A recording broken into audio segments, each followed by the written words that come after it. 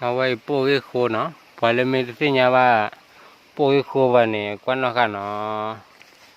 เอาไว้อะไรโดนละโบอุลปะพัดดูละพออยากทุกทอกเต็มมาเดี๋ยวลามนึงได้ก็แล้วก็ตะปลาได้ติดเจ็บหัวจังละพอตอนนั้นก็ไว้เลยก็ซีให้โคตอนนั้นก็ไว้นอกให้โคตอนนั้นก็ไว้แล้วปลูกให้โคเอาเวลาปักคลอไว้ยี่เนาะมาโลดนิ่มได้เลยยี่สิที่เนี่ยวะ